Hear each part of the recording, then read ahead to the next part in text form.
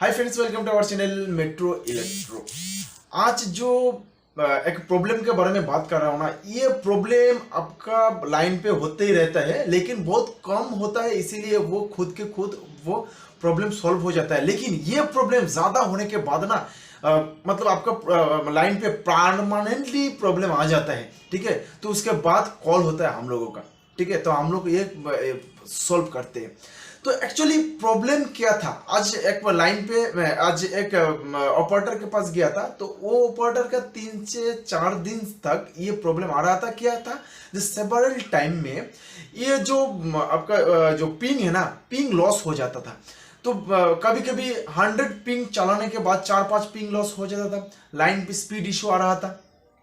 और दिन में क्या होता था, 10,000 11,000 पिंग चलाने के बाद पिंग लॉस होता था 10 12 6 या 7 ऐसा ऐसा कुछ पिंग लॉस होता था, ठीक है।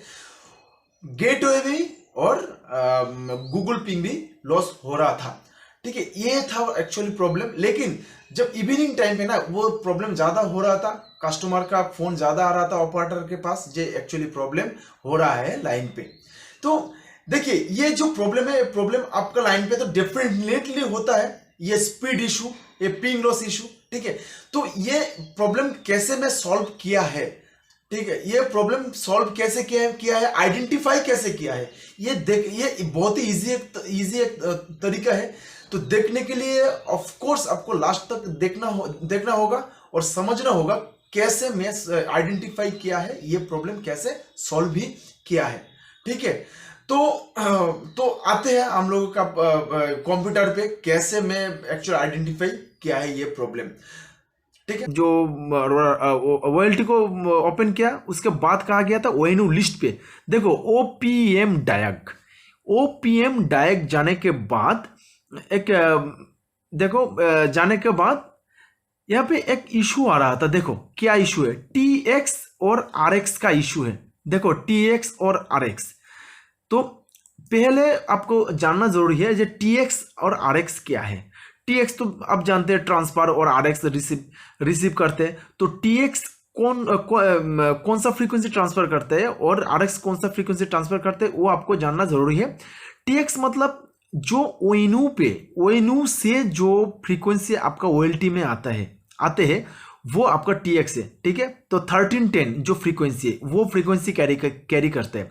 और आप जो रिक्वेस्ट भेजते हैं OLT से जो फ्रीक्वेंसी ONU तक जाते हैं, ONU एक्सपेंस जो भी आप कहते हैं, वो है RX, ठीक है। तो RX ऑल टाइम माइनस पे होता है और TX ऑल टाइम प्लस में भी होता है। तो इशू क्या था, आप ध्यान से देखिए स्क्रीन पर इशू क्या है। ये तो 3.16 मतलब 3 पॉइंट है जो पॉजिटिव, वो 3 पॉजिटिव पॉइंट है, 3 पॉजिटिव पॉइंट है। उसके बाद देखो पॉइंट 1 को मैं चेक किया है, 3 पॉइंट कहाँ पे आ रहा है कि नहीं। तो 3 पॉइंट क्या है वो पहले आपको जानना पड़ेगा।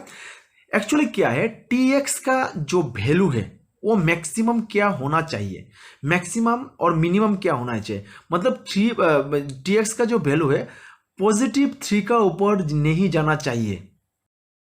तो मतलब 3 का नीचे ही होना चाहिए। यहाँ पे आप देख सकते हैं 2.47, 2.03, 2.98, ये ठीक ठाक है। जब कोई किसी का ONU पे TX का वैल्यू पावर 3 का ऊपर चला जाता है, वो ONU का प्रॉब्लम आ जाता है, ठीक है। जितना पॉइंट है सारे पॉइंट पे ये चेक करूंगा जो TX का वैल्यू 3 का ऊपर कौन सा है, कितना 3 का ऊपर वैल्यू है। देख सकते हैं यहाँ पे जब 5 पॉइंट मतलब बहुत ही खतरनाक एक वैल्यू है, 5.35, ये ONU से निकल रहा है 5.35। तो एक्चुअली इतना ज्यादा वैल्यू जब ONU से आपका SFP पॉइंट में आएगा ना, आप पहले तो आपका SFP पॉइंट को खराब कर देगा, और नहीं खराब कर देगा तो SFP पॉइंट से जितना फ्रीक्वेंसी निकलता है, जितना कस्टमर निकलता है ना, सारे को सारे वो खराब कर देगा। लूप का इशू आ जाएगा, पिंग लॉस आ जाएगा। 5 पॉइंट किसका है, कैसे मिला है, ये मैं लास्ट में बताऊंगा कैसे मिला है, वो कंडीशन क्या था, उसके बाद मेरा लाइन ऑपरेटर का लाइन ठीक हुआ कि नहीं, वो भी मैं लास्ट में बताऊंगा। जितना 3 पॉइंट के ऊपर वैल्यू था वो सारे के सारे मैं क्या नोट डाउन किया है। नोट डाउन करने के बाद जो ऑथेंटिकेशन पे जाके पहले ब्लैक लिस्ट करता हूँ। 3 पॉइंट के ऊपर जितना मैक एड्रेस है तो 5 को पहले की ब्लैक लिस्ट में भेजा है, ठीक है। तो ब्लैक लिस्ट में जाने के बाद क्या होता है, ऑफलाइन हो जाता है। तो जब ये ऑफलाइन हो गया उसके आधा घंटे के बाद एक कस्टमर फोन किया है। वो कस्टमर फोन करने के बाद जब विजिट किया है, विजिट करने के बाद उनका जो एक्सपोन है, वो एक्सपोन का जो पावर लाइट था वो पावर लाइट सिर्फ जल रहा था। जितना पावर लाइट था मतलब रजिस्टर लाइट, पॉन लाइट, सारे का सारा खराब हो गया था, ठीक है। सिर्फ चल रहा था बस। और उनका जो स्पीड इशू बहुत था। तो जब मैं एक्सपोन चेंज करके दूसरा एक्सपोन दे दिया था उसके बाद पूरा लाइन ठीक हो गया था, ठीक है। कुछ प्रॉब्लम नहीं आ रहा था। तो ये था आज का ये प्रॉब्लम और सॉल्यूशन। तो ये प्रॉब्लम आता कैसे, एक्चुअली कैसे आता है ये प्रॉब्लम, और सॉल्व मतलब परमानेंटली सॉल्व कैसे करूंगा विदाउट इन्वेस्टमेंट। आपके पास 10-12 उससे भी ज्यादा ये प्रॉब्लम आ जाएगा तो आप ऐसा क्या करेंगे, 10-12 एक्सपोन आप चेंज करेंगे तो आपका तो बिजनेस में लोचा हो जाएगा, प्रॉब्लम हो जाएगा ना। तो कैसे ये प्रॉब्लम आपको सॉल्यूशन करेंगे विदाउट इन्वेस्टमेंट में, ठीक है। ये आपको जानना बहुत ही जरूरी है। ज्यादा मैक्सिमम तो एक्सपोन ठीक हो जाएगा लेकिन पूरा एक्सपोन ठीक नहीं होगा, लेकिन आपका मैक्सिमम हो जाएगा।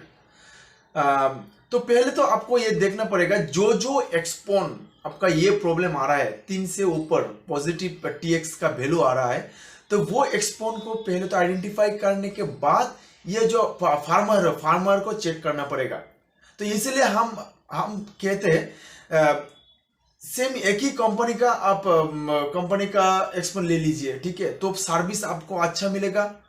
तो क्या कहना, तो ये फार्मर को आपको चेक करना पड़ेगा। तो आपको फार्मर तो आप खुद चेक नहीं कर पाएंगे, तो जो कंपनी को आपको फोन करना पड़ेगा। वो कंपनी आपका फार्मर को चेक करेगा और चेंज करेगा, अपग्रेड करेगा। तो फार्मर की वजह से वो मैक्सिमम प्रॉब्लम हो जाता है।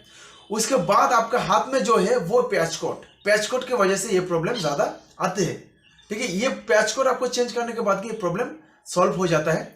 और भी एक प्रॉब्लम है जहां पे ये प्रॉब्लम ज्यादा आएगा ना, जो पैच कोड है, पैच कोड को थोड़ा रिंग करके आपको बाइंड करना पड़ेगा, बाइंड करके आपको रखना पड़ेगा। ये प्रॉब्लम आपका सॉल्यूशन, ये प्रॉब्लम का सॉल्यूशन आपको मिल जाएगा विदाउट इन्वेस्टमेंट में, ठीक है। तो देखिए आपको तो देखा है +5 पॉजिटिव मतलब ये वोल्टेज निकल रहा था। तो ये एक्चुअली ये डिवाइस को आपको चेंज ही करना पड़ेगा, न्यू डिवाइस आपको डालना ही पड़ेगा। ये डिवाइस को एक्चुअल आपका ये नहीं होगा, रिपेयर नहीं होगा।